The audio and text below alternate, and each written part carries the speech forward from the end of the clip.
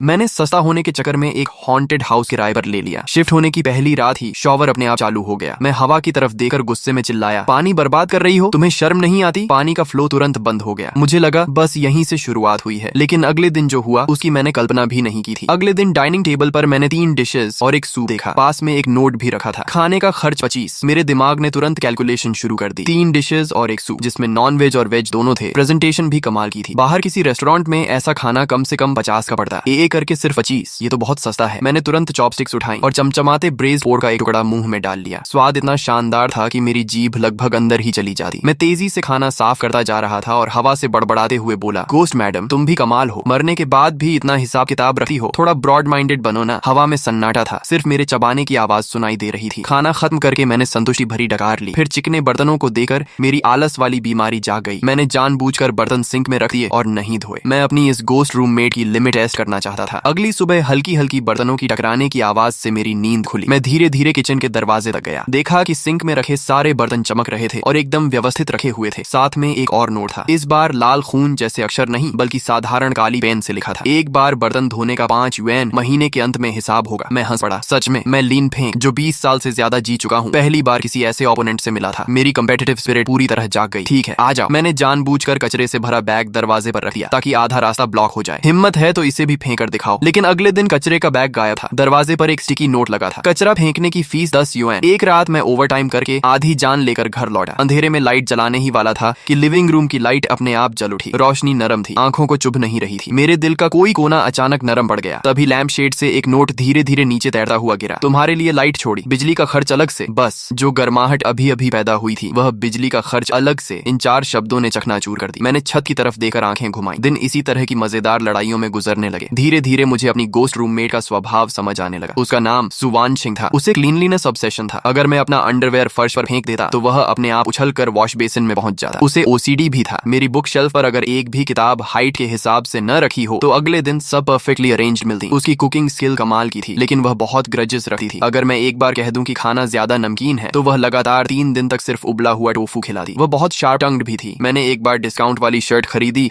और मिरर के सामने पहनकर देख रहा था। तभी मिरर पर पानी की भाप से धीरे धीरे शब्द उभरे, तुम्हारा फैशन सेंस चिंता का विषय है, तुम्हारी टेस्ट चिंता का विषय है और तुम्हारा वॉलेट तो उससे भी ज्यादा चिंता का विषय है। मैं गुस्से से उछल पड़ा और हवा की तरफ चिल्लाया, तुम्हें क्या मतलब, खुद तो मरकर भी एए सिस्टम नहीं छोड़ पाई। फिर मिरर पर नए शब्द उभरे, तुम भी कुछ कम नहीं। मैं उसकी मौजूदगी का आदी होने लगा था। सच कहूं तो मुझे अच्छा लगने लगा था। कम से कम अब मुझे इंस्टेंट नूडल्स नहीं खाने पड़ते थे। कम से कम इस ठंडे और बेरहम बड़े शहर में कोई था जो मेरे लिए लाइट छोड़कर जाता था, भले ही उसका बिल अलग से लिया जाता था। एक दिन मेरा सबसे अच्छा दोस्त जी बोशियाओ मुझसे मिलने आया। मैंने पहले ही सुवानशिंग को वार्निंग दे दी थी, मेरा दोस्त आने वाला है, वह बहुत डरपोक है, आज थोड़ा शांत रहना। सुना, तभी टेबल पर रखी एक मैगजीन हवा में उठी और उस पर बड़े बड़े अक्षरों में ओके दिखाई दिया। अगले दिन जी बोशियाओ घर में घुसे ही बड़ा चढ़ाकर सूंघने लगा। लिन फें, क्या बात है, अमीर हो गए, कोई मेड रख ली क्या? ये घर तो तुम्हारे रहने की जगह जैसा लग ही नहीं रहा। बस मेरी हैबिट्स थोड़ी सुधर गई हैं। उसके इतना कहते ही टीवी जिसमें चैलेंज मूवी चल रही थी अचानक फाइनेंशियल चैनल पर बदल गया। जी बोशियाओ डरकर उछल पड़ा, रिमोट कहाँ है? चैनल अपने आप कैसे बदल गया? मैंने बिना एक्सप्रेशन बदले चैनल वापस बदल दिया। शायद सिग्नल की प्रॉब्लम होगी। हम बातें कर ही रहे थे कि उसके सामने रखा कप धीरे धीरे टेबल के किनारे की तरफ 5 सेंटीमीटर खिसक गया। ये क्या था? कप खुद कैसे हिला? मैंने आराम से कप वापस रख दिया। डरो मत, मेरी रूममेट थोड़ी शरारती है लेकिन खाना बहुत अच्छा बनाती है। जी बोशियाओ मुझे ऐसे देखने लगा जैसे मैं कोई मानसिक रोगी हूँ। लिन फें, क्या काम का स्ट्रेस बहुत बढ़ गया है? तुम्हें हेलुसिनेशन तो नहीं हो रहा? मैंने लंबी सांस ली। मुझे पता था कि ये बात समझाना नामुमकिन है। किसी तरह डरे हुए जी बोशियाओ को विदा करके मैं उदास होकर सोफा पर बैठ गया। तभी लिविंग रूम की रोशनी थोड़ी और धीमी हो गई और पहले से भी ज्यादा नरम लगने लगी। मैंने सिर घुमाकर उस बड़ी फ्रेंच विंडो की तरफ देखा। पहली बार मुझे एक लंबी लड़की का सफेद कपड़ों में लिपटा हुआ सिलुएट इतनी साफ दिखाई दिया। वह अब भी आधी ट्रांसपेरेंट थी, जैसे चलती हुई धुंध हो, लेकिन अब मैं उसके कंधों तक आते लंबे बाल साफ देख सकता था। वह बड़ी सावधानी से उस खिड़की को साफ कर रही थी जिसे मैं सुबह ठीक से साफ नहीं कर पाया था। उसकी हर हरकत में फोकस, सीरियसनेस और लगभग ऑब्सेसिव एलिगेंस थी। अचानक मुझे लगा कि मेरे दोस्त की चिंता और दुनिया की सारी गलतफहमियां बिल्कुल मायने नहीं रखती। इस विशाल शहर में आखिरकार मेरे पास एक घर था और एक बहुत ही अनोखा परिवार का सदस्य भी। लेकिन अच्छी चीजें ज्यादा समय तक नहीं टिकी। कैपिटलिज्म की ठंडी हवा आखिर मेरे जैसे छोटे एम्प्लॉय तक भी पहुंच गई। एक ठंडी ईमेल और कुछ बेजान ऑफिशियल लाइंस ने मेरी उस नौकरी को खत्म कर दिया जिसके बदले मैं रोज 2 घंटे का कम्यूट करके बस मामूली सैलरी पाता था। एक कार्डबोर्ड बॉक्स हाथ में लिए मैं भीड़ भाड़ वाली सड़क पर चल रहा था। पहली बार मुझे लगा जैसे मैं भी फेंका हुआ कचरा हूँ। घर लौटकर मैंने खुद को कंबल में ढक लिया और लंबे समय से दबाए हुए एहसासों को भीतर ही भीतर दबाए रखा। दुख और बेचैनी आखिर उस पल बाहर निकल आए। पता नहीं मैं कितनी देर तक तक रोता रहा। तभी लिविंग रूम से हल्की हल्की एक सुरीली क्लासिकल म्यूजिक की धुन सुनाई देने लगी। वह मेरी सबसे पसंदीदा डिवोजा की सिम्फनी थी। मैंने एक बार खाना खाते समय हवा से कहा था, ये म्यूजिक बहुत अच्छा है। इसे सुनकर लगता है कि चाहे दिन कितने भी मुश्किल हों, उन्हें पार किया जा सकता है। मैं नाक पहुंचता हुआ भारी कदमों से कमरे से बाहर निकला। डाइनिंग टेबल पर गर्मा गर्म कोका कोला चिकन विंग्स रखे थे। पास में एक नोट चुपचाप रखा था, उस पर सिर्फ 2 शब्द लिखे थे, फ्री ऑफ चार्ज। आखिरकार मेरी आंखों से आंसू बह निकले। इस बार दुख की वजह से नहीं, बल्कि उस गर्माहट की वजह से। मैंने पहली बार हवा की तरफ गंभीरता से देखकर कहा, धन्यवाद सुवानचिंग। हवा में जैसे बहुत हल्की सी एक आह सुनाई दी। खाना खाने के बाद मैंने लैपटॉप खोला और पागलों की तरह रिज्यूम्स भेजने लगा। लेकिन जो भी रिज्यूम भेजता वह समुद्र में पत्थर फेंकने जैसा साबित होता। कभी कभी इंटरव्यू का मौका मिलता भी तो आखिरी दौर में रिजेक्ट हो जाता। बैंक अकाउंट का बैलेंस हर दिन कम होता जा रहा था और एंग्जाइटी धीरे धीरे मेरे नर्व्स को खा रही थी। मैं पूरी रात सो नहीं पाता था। आखिरकार एक दिन मुझे मेरी ड्रीम कंपनी से इंटरव्यू कॉल मिला। मैंने तुरंत अपनी सबसे अच्छी और एकमात्र फॉर्मल सूट निकाल ली। इंटरव्यू वाले दिन मैं सुबह बहुत जल्दी उठ गया, लेकिन ज्यादा नर्वस होने की वजह से नीचे कॉफी शॉप में ब्रेकफास्ट खरीदे समय मेरा हाथ फिसल गया और एक कप गर्म कॉफी पूरी की पूरी मेरी शर्ट पर गिर गई। उस पल मुझे लगा जैसे आसमान टूट पड़ा हो। मैं बदहवास होकर घर की तरफ भागा। इंटरव्यू में सिर्फ 1 घंटा बचा था। नई शर्ट खरीदने का समय बिल्कुल नहीं था। क्या मुझे सच में हार मान लेनी चाहिए? तभी बाथरूम से वॉशिंग मशीन के चालू होने की हल्की आवाज आई। मैं चौंक गया। दौड़कर अंदर गया तो देखा कि कॉफी से खराब हुई शर्ट वॉशिंग मशीन में घूम रही थी। 20 मिनट बाद वॉशिंग मशीन रुकी और ड्रायर चालू हो गया। फिर 20 मिनट बाद एक साफ, गर्म और हल्की खुशबू वाली शर्ट एक अदृश्य हैंगर पर टंगी हुई मेरे कमरे के दरवाजे पर दिखाई दी। मैं उस बिल्कुल नई जैसी लग रही शर्ट को देखता रह गया। ऐसा लग रहा था जैसे सपना देख रहा हूँ। मैंने तुरंत कपड़े बदले और घर से भागा। मेट्रो स्टेशन तक पहुंचने वाली सड़क पर सुबह का रश आवर था। समय तेजी से निकल रहा था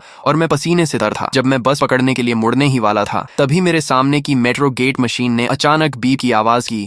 ग्रीन लाइट जल उठी और गेट अपने आप खुल गया। मैंने ज्यादा नहीं सोचा और तुरंत अंदर घुस गया। प्लेटफॉर्म पर पहुंचते ही देखा कि मेरी मेट्रो के दरवाजे बंद होने वाले थे। मेरा दिल बैठ गया, लेकिन जैसे ही दरवाजे पूरी तरह बंद होने वाले थे, ऐसा लगा जैसे बीच में कुछ फंस गया हो। अलार्म बजा और दरवाजे फिर से खुल गए। मैं किसी तरह दौड़कर अंदर घुस गया। मेट्रो में मैं जोर जोर से सांस ले रहा था। आखिरकार इंटरव्यू शुरू होने से सिर्फ 5 मिनट पहले कंपनी पहुंच गया। मीटिंग रूम में बैठकर इंटरव्यूअर्स का इंतजार करना हर सेकंड किसी टॉर्चर जैसा लग रहा था। काफी देर बाद मेरा नंबर आया। मैंने गहरी सांस ली और कमरे में प्रवेश किया। 4 इंटरव्यूअर्स एक लाइन में बैठे थे और उनके चेहरे बेहद गंभीर थे। मैं इतना नर्वस था कि हथेलियों में पसीना आ गया। जो सेल्फ इंट्रोडक्शन मैंने तैयार किया था वह मेरे दिमाग से पूरी तरह गायब हो चुका था। मेरा ब्रेन जैसे क्रैश हो गया था। मैं शर्मिंदगी से जमीन में गड़ने ही वाला था कि तभी टेबल पर रखी एक काली पेंसिल अचानक लुढ़ककर मेरे हाथ के पास आ गई। मैंने अनजाने में उसे पकड़ लिया। उसकी ठंडी सतह को महसूस करते ही मेरा दिमाग शांत हो गया। मैंने नीचे देखा तो पेंसिल पर किसी नुकीली चीज से 2 छोटे लेकिन साफ शब्द उकेरे हुए थे, स्टेडी रहो। मेरा दिल तुरंत स्थिर हो गया। वे 2 शब्द किसी एनर्जी इंजेक्शन की तरह मेरे अंदर उतर गए। सभी इंटरव्यूअर्स को नमस्कार, मेरा नाम लिन फेंक है। उस इंटरव्यू में मैंने अपने जीवन का सबसे अच्छा परफॉर्मेंस दिया। 1 हफ्ते बाद मुझे उसी कंपनी से ज्वाइनिंग लेटर मिल गया। ज्वाइनिंग वाले दिन मैं सबसे पहले सुपरमार्केट गया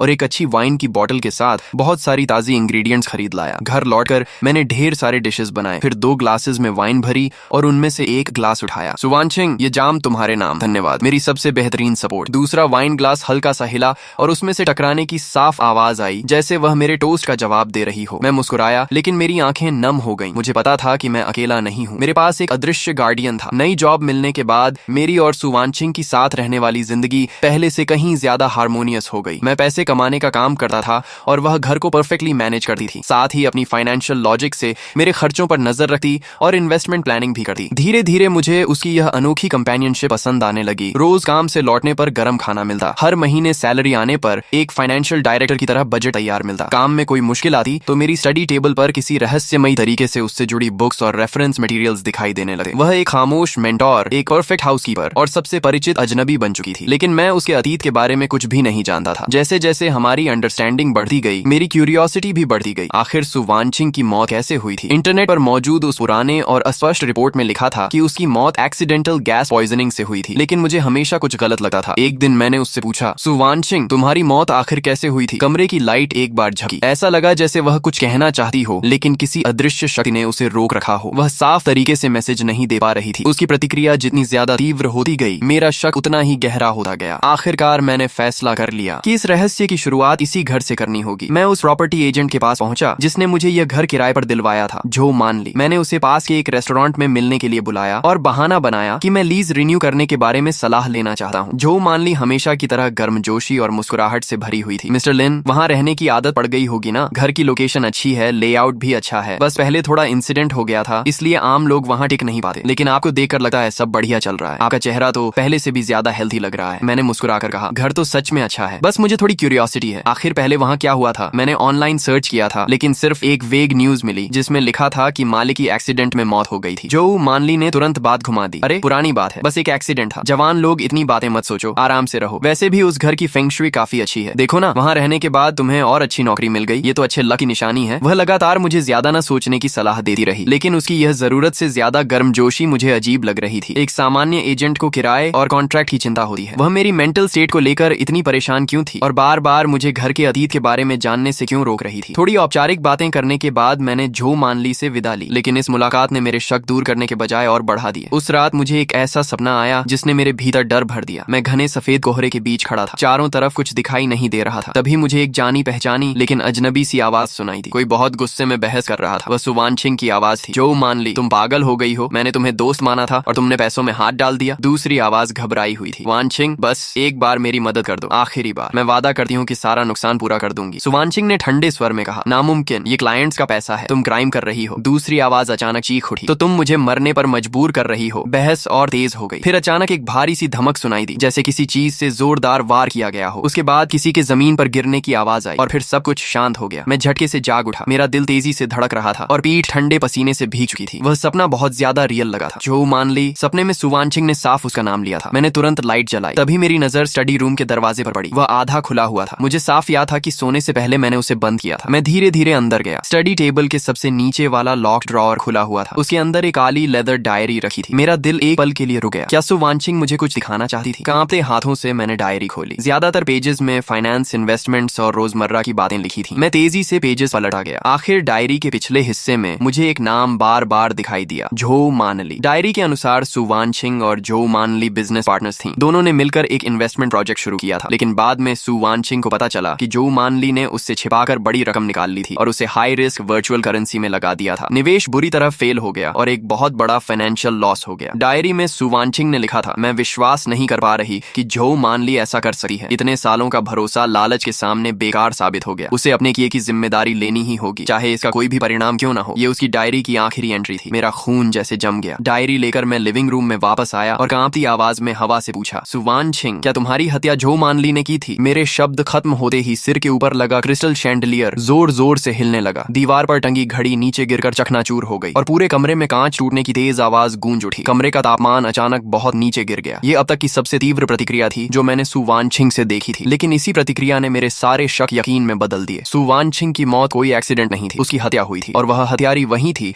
जो हर बार मेरे सामने मीठी मुस्कान लेकर खड़ी होती थी। प्रॉपर्टी एजेंट जो मानली। सच एक बर्फीले चाकू की तरह मेरी शांत जिंदगी के पर्दे को चीर कर बाहर आ गया। मैंने उस घर की तरफ देखा जिसे सुवानचिंग हमेशा चमकता हुआ और साफ सुथरा रखती थी। पहली बार मुझे वहाँ हड्डियां जमा देने वाली ठंड महसूस हुई। मैं ये सब देखकर चुप नहीं बैठ सकता था। सुवानचिंग, चिंता मत करो, मैं उसे उसके सही अंजाम तक पहुंचाऊंगा। मैंने गहरी सांस ली और योजना बनानी शुरू कर दी। मुझे सबूत चाहिए थे। डायरी एक महत्वपूर्ण क्लू थी, लेकिन किसी को सजा दिलाने के लिए पर्याप्त नहीं थी। मुझे जो मानली से खुद उसकी गलती कबूल करवानी थी। कुछ दिन बाद मैंने उसे फिर कांटेक्ट किया। इस बार बहाना था कि मुझे इन्वेस्टमेंट और फाइनेंस में इंटरेस्ट हो गया है और मैं उसकी सलाह चाहता हूँ। हमने एक शोरगुल वाले खुले कॉफी कैफे में मिलने का फैसला किया। मिलने से पहले ही मैंने अपने फोन का रिकॉर्डिंग फंक्शन चालू कर दिया। जो मानली मुस्कुराई, लिन भाई, नई नौकरी मिलते ही फाइनेंस प्लानिंग शुरू कर दी, काफी एम्बिशियस हो। मैंने हंसते हुए कहा, क्या करूं, गरीबी से डर लगता है। वैसे असली क्रेडिट तो आपको जाता है, आपने मुझे इतना अच्छा घर दिलाया, वहाँ रहने के बाद तो मेरी किस्मत ही बदल गई। फिर मैंने कैजुअली कहा, वैसे उस घर की असली मालिक सुवानचिंग के बारे में सोचकर मुझे बड़ी क्यूरियोसिटी होती है। सुना है वह फाइनेंस इंडस्ट्री की एक्सपर्ट थी, क्या वह भी इन्वेस्टमेंट्स करती थी? मैं उसकी आंखों पर नजर टिकाए हुए था। जैसे ही मैंने सुवानचिंग का नाम लिया, उसकी आंखों की पुतलियां हल्की सी सिकुड़ गईं। उसने तुरंत खुद को संभाल लिया। हाँ, मिस सू बहुत टैलेंटेड थी, अफसोस इतनी कम उम्र में चली गई। मैंने अगला दांव चला। हाल ही में मुझे घर में उनकी कुछ डायरीज और नोट्स मिले। उनमें बहुत सारे प्रोफेशनल टर्म्स लिखे हैं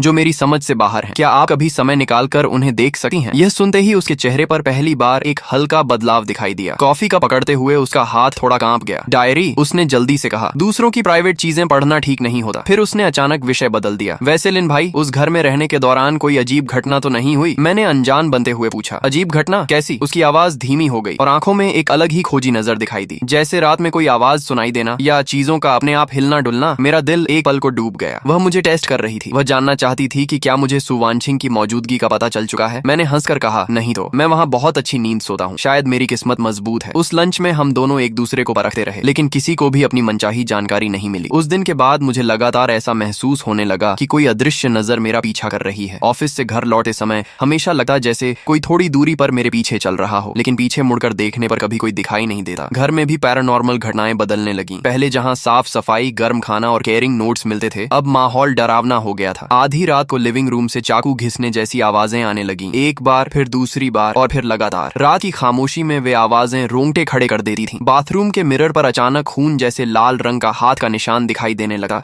जैसे कोई अभी अभी उसके अंदर से निकलने की कोशिश कर रहा हो। लेकिन मैं जानता था कि यह सब सुवानछिंग नहीं कर रही थी। उसकी पैरानॉर्मल मौजूदगी में हमेशा व्यवस्था और एक अजीब सी कोमलता होती थी, जबकि ये सारी घटनाएं सिर्फ नफरत, डर और धमकी से भरी हुई थी। मुझे यकीन था कि जो मानली ने किसी तरीके या किसी आदमी का इस्तेमाल करके यह सब रचाया था ताकि मैं डर कर घर छोड़ दूं। वह घबरा गई थी। उसे डर था कि कहीं मैं सुवानछिंग की छोड़ी हुई चीजों में ऐसा कोई राज न ढूंढ लूं जो कभी सामने नहीं आना चाहिए था। एक रात मैं बुरे सपने से जाग गया। मेरी नजर बेडरूम की खिड़की पर पड़ी। शीशे पर हल्की धुंध जमी हुई थी और उस धुंध पर धीरे धीरे कुछ शब्द उभर रहे थे। यह सुवानछिंग थी। उसने अपनी पूरी ताकत लगाकर 3 शब्द लिखे थे। खतरा, चले जाओ। उसकी लिखावट पहले जैसी मजबूत नहीं थी। अक्षर टेढ़े मेढ़े और कमजोर थे, जैसे किसी भी पल गायब हो सकते हो। मेरा दिल जोर से कस गया। वह मुझे बचाने की कोशिश कर रही थी। खुद फंसी होने के बावजूद उसका पहला विचार मेरी सुरक्षा था। मैं खिड़की के पास गया, उन शब्दों को हाथ से मिटा दिया और ठंडे शीशे से टिकर धीरे लेकिन दृढ़ आवाज में बोला, यह हमारा घर है, यहाँ से किसी और को जाना होगा। अगले दिन मैंने छुट्टी ले ली। ऑनलाइन कुछ छोटे हिडन कैमरास मंगवाए जो चार्जर और दूसरी चीजों के अंदर छिप सकते थे। एक कैमरा मुख्य दरवाजे की तरफ लगाया और दूसरा स्टडी रूम की बुक शेल्फ पर। कैमरास लगाने के तीसरे दिन ही जो मानली का फोन आ गया। गैस कंपनी इलाके में सेफ्टी इंस्पेक्शन कर रही है। एजेंट होने के नाते मुझे उनके साथ आकर तुम्हारे घर की गैस पाइपलाइन चेक करनी होगी। बताओ कब आना ठीक रहेगा? Gas pipeline inspection. क्या शानदार बहाना था। इससे वह कानूनी तरीके से घर के अंदर आ सकती थी और शायद अपनी अगली चाल भी चल सकती थी। मैंने भीतर की घृणा दबाते हुए कहा, जरूर, मैं आज घर पर ही हूँ, आप कभी भी आ सकती हैं। फोन रखते ही मैंने सुवानछिंग के लिए एक नोट लिखा। स्टिकी नोट पर मैंने लिखा, वह आने वाली है, आगे का खेल मौके के हिसाब से खेलेंगे। ये लिखकर मैंने वह नोट लिविंग रूम में रख दिया, जहाँ वह आसानी से दिखाई दे। लगभग आधे घंटे बाद डोरबेल बजी। पीप होल से देखा तो बाहर झो मानली खड़ी थी। मैंने दरवाजा खोला और मुस्कुराते हुए उसे अंदर बुला लिया। झो दीदी, आपको तकलीफ करनी पड़ी। वह हंसकर बोली, अरे नहीं नहीं, ये तो सबकी सेफ्टी के लिए है। लेकिन जैसे ही वह घर के अंदर आई, उसकी आंखें लगातार हर कोने को स्कैन करने लगी। वह किसी जहरीले सांप की तरह लिविंग रूम, डाइनिंग एरिया और बैल्कनी को गौर से देखती रही। आखिर उसकी नजर स्टडी रूम के उस बंद दरवाजे पर जाकर रुकी। वह गैस स्टोव और वाटर हीटर के पास जाकर इंस्पेक्शन का नाटक करने लगी, लेकिन उसका ध्यान कहीं और था। तभी उसके पैरों के पास रखी एक डाइनिंग चेयर अचानक आधा मीटर पीछे खिसक गई। कौन? झो मानली का चेहरा तुरंत सफेद पड़ गया। उसने घबराकर पीछे देखा, लेकिन वहां कोई नहीं था। मैंने मासूमियत से पूछा, क्या हुआ झो दीदी? उसने खुद को संभालते हुए कहा, कुछ नहीं, शायद मेरी आंखों का भ्रम होगा। लेकिन उसके माथे पर पसीने की बारीक बूंदें उभर आई थीं। इससे साफ था कि उसके मन में डर बैठा हुआ था। जो इंसान दोषी नहीं होता, वह एक हिलती हुई कुर्सी से इतना नहीं डरता। कुछ देर बाद उसने कहा, मैं जरा वॉशरूम होकर आती हूँ। मैं लिविंग रूम के कोने में लगे मिरर के रिफ्लेक्शन से उसकी हर हरकत पर नजर रखे हुए था। वह 2 कदम बाथरूम की तरफ गई, फिर अचानक दिशा बदलकर दबे पांव स्टडी रूम की तरफ बढ़ने लगी। वह आ गई थी। उसका असली निशाना स्टडी रूम में रखी सुवानछिंग की चीजें थीं। मेरा दिल गले तक आ गया। जैसे ही उसका हाथ स्टडी रूम के हैंडल को छूने वाला था, बाथरूम का बल्ब जोरदार धमाके के साथ फट गया। उसी पल वॉश बेसिन का टैप, शावर, टॉयलेट टैंक और घर के हर वाटर आउटलेट से एक साथ पानी बहने लगा। जो मानली ने डर से चीख मार दी और लगभग रेंगते हुए स्टडी रूम के सामने से पीछे हट गई। मैं भी तुरंत दौड़कर पहुंचा और उससे ज्यादा घबराया हुआ दिखने का नाटक किया। क्या हुआ जो दीदी? वह कांपती हुई बाथरूम की तरफ इशारा करने लगी। ये घर, मैंने कंधे उचकाए। अरे यहाँ तो कभी कभी ऐसा होता रहता है, शायद वायरिंग पुरानी है, आदत पड़ जाएगी। जो मानली ने बर्बाद बाथरूम की तरफ देखा, फिर लिविंग रूम की उस डरावनी खामोशी की तरफ जो किसी कब्रिस्तान जैसी लग रही थी। उसके चेहरे पर डर साफ दिखाई दे रहा था। वो, लिन भाई, मुझे लगता है पाइपलाइन में कोई समस्या नहीं है, कंपनी में भी कुछ काम है, मैं चलती हूँ। वह लगभग भागती हुई दरवाजे तक पहुंची और जल्दी जल्दी जूते पहनने लगी। लेकिन दरवाजा खोलकर बाहर निकलने से पहले उसने मेरी तरफ एक बार पलट कर देखा। इस बार उसके चेहरे पर कोई बनावटी मुस्कान नहीं थी। उसकी आंखों में सिर्फ ठंडी नफरत और साफ दिखाई देती हत्या की इच्छा थी। मेरी रीढ़ में ठंडक दौड़ गई, लेकिन मैं पीछे नहीं हटा। मैंने उसकी आंखों में आंखें डालकर देखा। अगले ही पल दरवाजा जोर से बंद हो गया। मैं दरवाजे के पीछे टिक गया और लंबी सांस छोड़ी। मेरे पैर इतने कमजोर हो गए थे कि मैं लगभग जमीन पर बैठ गया। तभी लिविंग रूम में रखा वह स्टिकी नोट, जिस पर मैंने मौके के हिसाब से काम करना लिखा था, धीरे धीरे हवा में उड़ता हुआ नीचे गिर गया। मैं उसे उठाने गया और अनायास मुस्कुरा दिया। पहला राउंड मैं जीत चुका था। मैंने तुरंत फोन निकाला और हिडन कैमरास की रिकॉर्डिंग चेक की। वीडियो में साफ दिखाई दे रहा था कि जो मानली चुके से स्टडी रूम की तरफ बढ़ रही थी और जाते समय उसका वह जानलेवा लुक भी रिकॉर्ड हो गया था। मेरे पास एक और सबूत आ गया था, लेकिन मैं जानता था कि यह सिर्फ शुरुआत ही। उसकी यह नाकाम कोशिश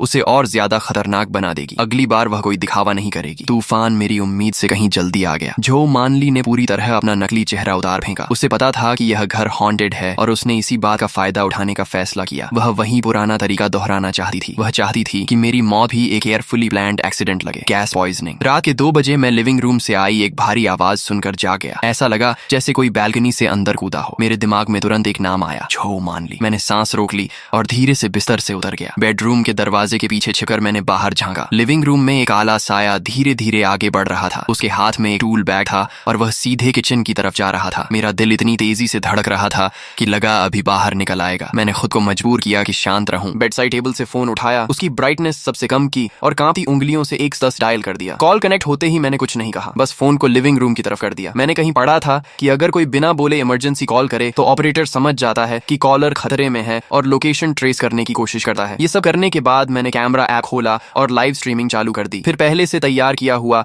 एक इमरजेंसी मैसेज अपने दोस्त जी बोशियाओ को भेज दिया। मैसेज में लिखा था, अगर मेरे साथ कुछ हो जाए तो यही सबूत है, पुलिस को खुद कॉल मत करना, उनके कांटेक्ट करने का इंतजार करना। मैसेज भेजने के बाद मैं दरवाजे के पीछे छिपा रहा और फोन को इतनी जोर से पकड़ा हुआ था कि उंगलियां सफेद पड़ गई थीं। लिविंग रूम में झो मानली किचन के दरवाजे तक पहुंच चुकी थी। वह अंदर जाकर कुछ करने वाली थी, लेकिन जैसे ही उसने किचन का दरवाजा खोला, अचानक एक जोरदार धमाका हुआ। किचन का दरवाजा उसके सामने जोर से बंद हो गया। झो मानली बुरी तरह चौंक गई। अगले ही पल वह पागलों की तरह दरवाजे पर मुक्के मारने लगी। दरवाजा खोलो, अंदर कौन है, बाहर निकलो। मैं दरवाजे की दरार से देख रहा था। लिविंग रूम की हवा में एक आधा पारदर्शी साया तेजी से कांप रहा था। वह सु वानचिंग थी, लेकिन आज उसकी आकृति पहले से कहीं ज्यादा धुंधली और कमजोर दिखाई दे रही थी।